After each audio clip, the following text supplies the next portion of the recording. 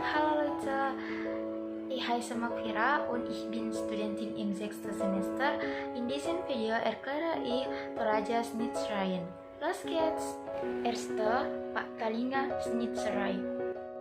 Erste, Pak Talinga Schnitzerei. Talinga bedeutet Ohr. Diese Schnitzerei wird als Warnung für den Menschen interpretiert, seine Ohren richtig zu benutzen. Zweite, Pak Lukarwa Schnitzerei. Zweite, Palu Karwa Schnitzerei. Ulu bedeutet Kopf, Karwa bedeutet Art. Nach dem Mythos der Toraja gab es einst Vorfahren des Toraja-Volks, die jeweils die Wissenschaft und das Wissen über das menschliche Leben und die Welt erarbeiteten, Erfinder oder Schöpfer der Wissenschaft.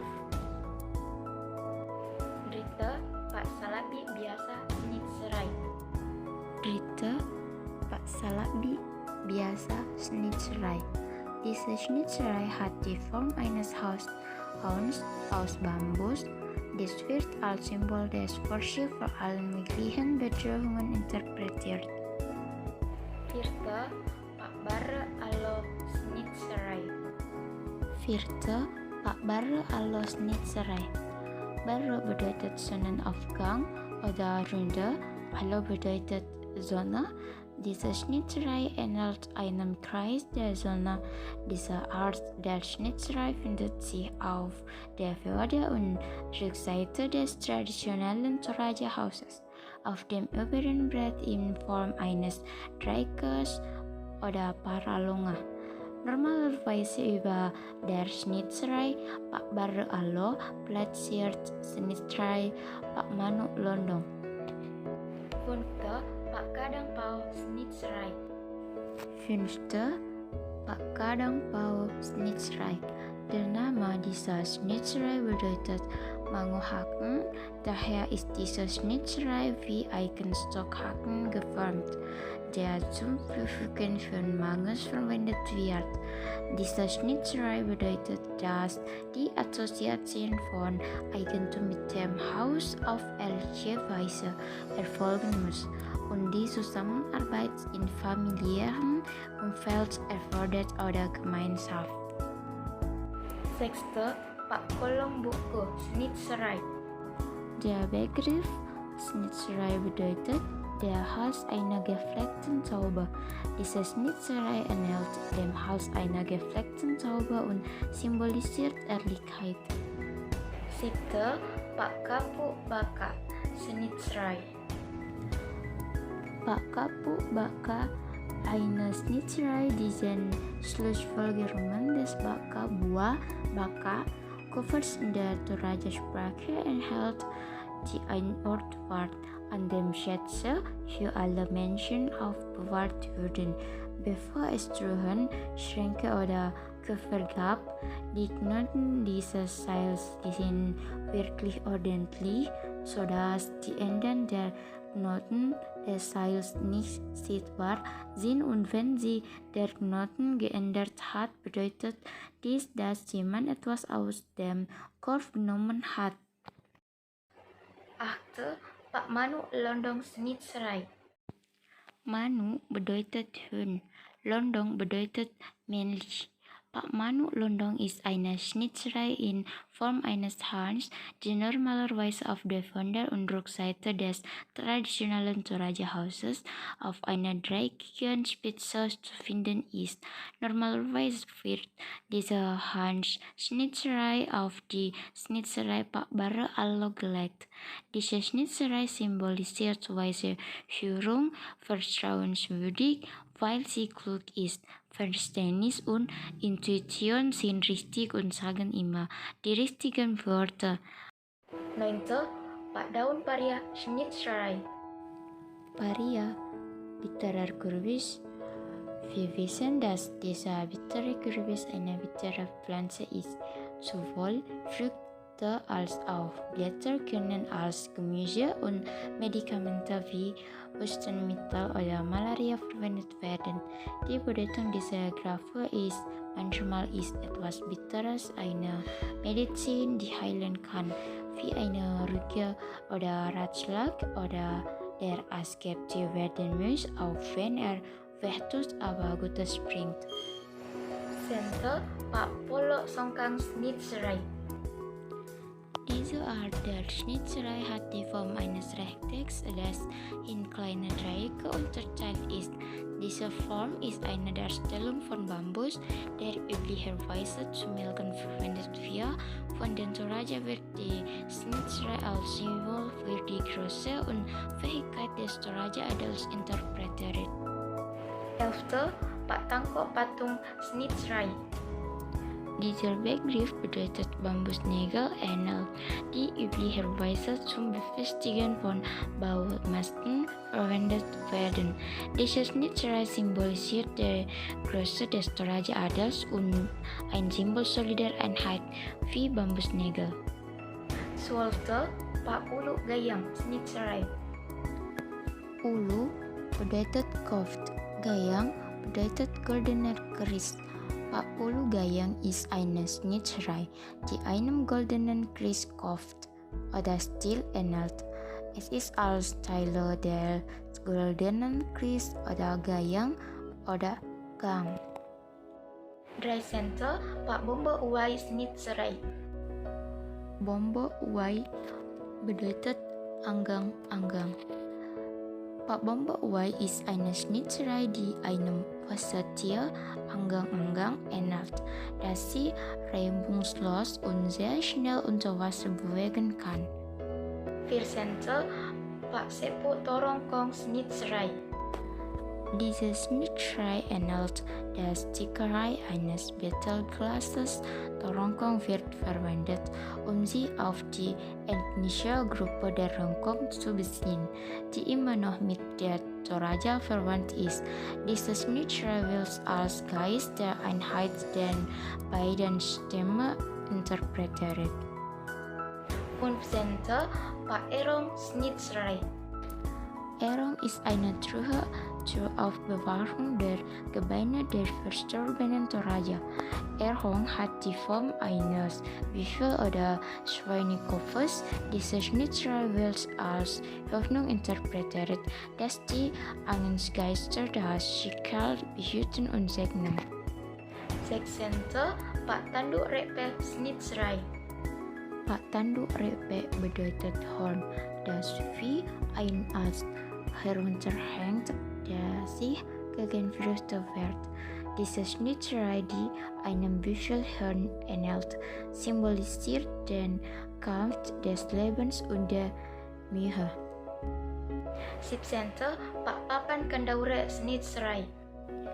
Diese Schnitzerei hat die Form eines großen Rechtecks und bedeutet die Hoffnung, einer Freundin großer Familie zu werden.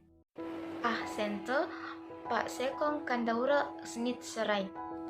Diese Schnitzerei hat die Form eines gebogenen Kreises. Diese Schnitzerei wird als Hoffnung interpretiert, dass alle Toraja-Nachkommen glücklich leben werden. 19. Pak Tangki Atung Swai Schnitzerei. Diese Art des Schnitzens ist eine Weiterentwicklung der Pak Tangko Patung. Dieser Motiv besteht aus 4 gleichförmigen, kreisförmigen Objekten und bildet eine ähnliche Zahl 8, die zusammen mit ergibt.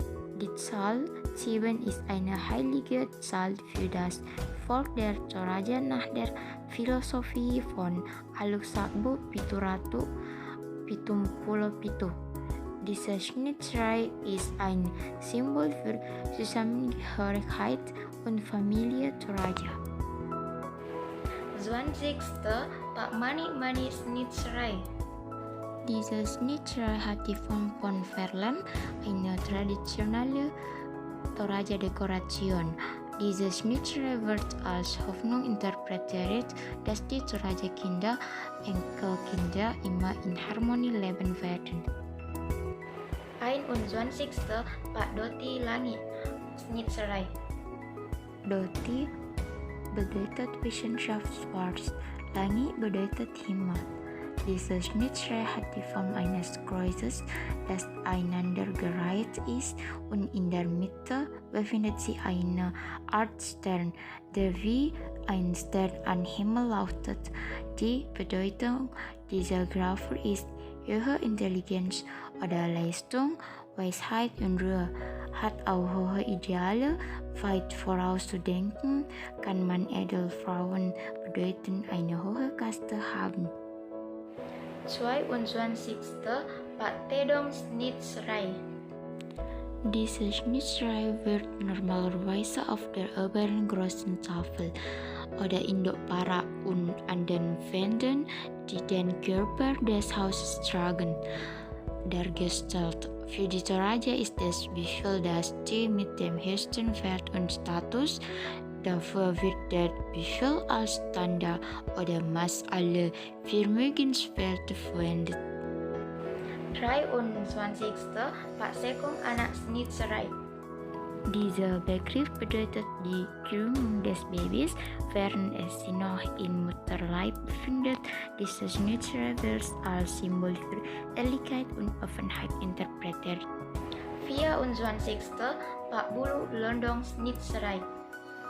Diese Schnitzerei ähnelt der Queste eines Hahns. Es gibt ein Sprichwort, Hühner sind bekannt für ihr Verhalten. Diese Schnitzerei Pak Bulu Londong hat die Bedeutung und Bedeutung von Londong Han erklärt. Pak Bulu Londong sind normalerweise Garunggang oder durchgeschnitten. Die Bedeutung dieser Gravur ist Kostenfedern schmücken und den Han ebenso wie die Macht und Autorität, die einen anführen und einen taffen Mann begleiten. 25. Nek Limbongan Schnitzerei.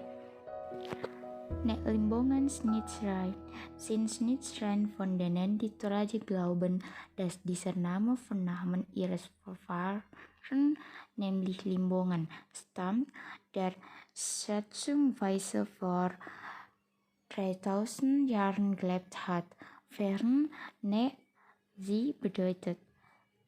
Im Sinne der Toraja bedeutet Limbongan eine Quelle, die niemals versiegt, um so eine Quelle des Lebens zu werden. Daher hat dieses Schnitzmotiv die Form eines Wasserflusses, der sich mit Teilen in die 4 Himmelsrichtungen dreht. 26. Pak Siborongan Schnitzerei. Borongan bedeutet arbeiten in Gruppen.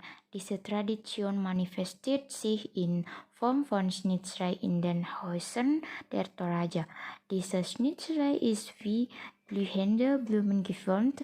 Diese Schnitzerei wurde zu einem Symbol für den Geist der Einheit und Verwandtschaft. 27. Pak Polo Gayang Schnitzerei.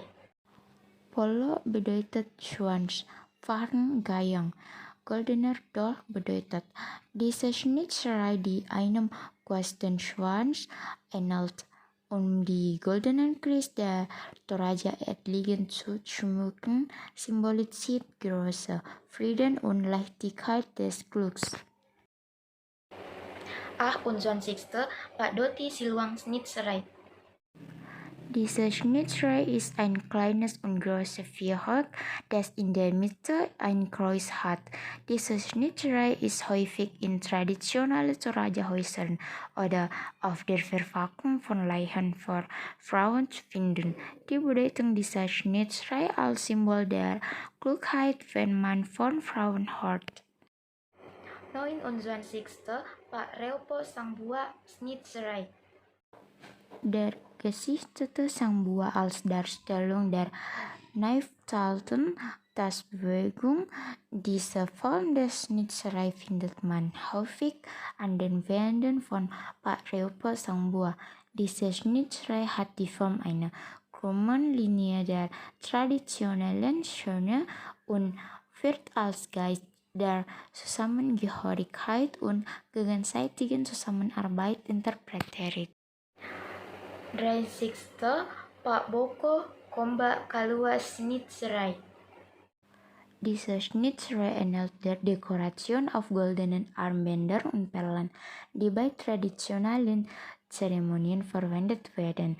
Diese Schnitzerei wird als Symbol der Autorität und Größe des Toraja-Adels interpretiert. Okay, schon fertig, das ist alles. Vielen Dank und tschüss.